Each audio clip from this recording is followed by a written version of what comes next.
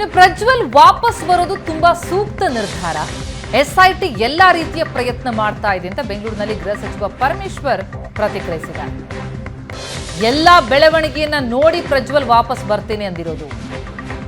ಮೇ 31ಕ್ಕೆ ಪ್ರಜ್ವಲ್ ರಾಜತಾಂತ್ರಿಕ passport cancel ಆಗುತ್ತೆ. ಇದನ್ನು ತಿಳಿದೇ ಪ್ರಜ್ವಲ್ ವಾಪಸ್ ಬರುವ ಯೋಚನೆ ಮಾಡಿದ್ದಾರೆ ಅಂತ ಬೆಂಗಳೂರಿನಲ್ಲಿ ಹೋಮ್ ಮಿನಿಸ್ಟರ್ ಹೇಳಿದ್ದಾರೆ.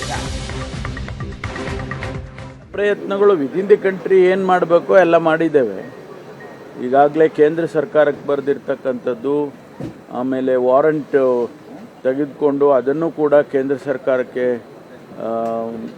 ಮಿನಿಸ್ಟ್ರಿ ಆಫ್ ಹೋಮ್ ಅವ್ರಿಗೆ ತಿಳಿಸಿರೋವಂಥದ್ದು, ಎಕ್ಸ್ಟರ್ನಲ್ ಅಫೇರ್ಸ್ಗೆ ಇದೆಲ್ಲ ಮಾಡಿದ್ದೇವೆ.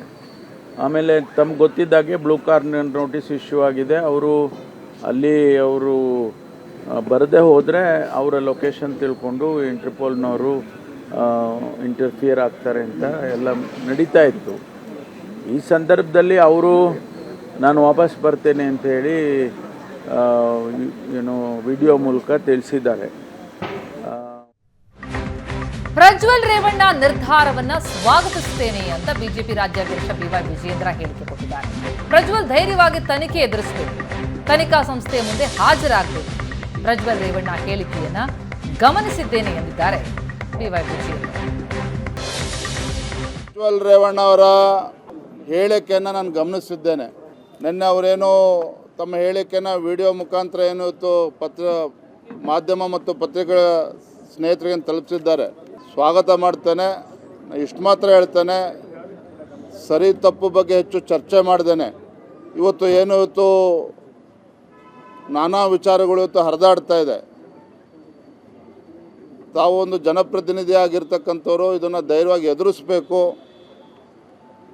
ಸಾಕಷ್ಟು ಸಂಶಯಗಳನ್ನು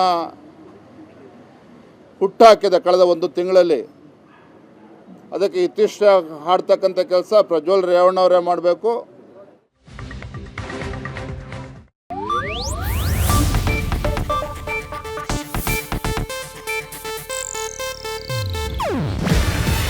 ಇದು ಏಷ್ಯಾನೆಟ್ ನ್ಯೂಸ್ ನೆಟ್ವರ್ಕ್ ಪ್ರಸ್ತುತಿ.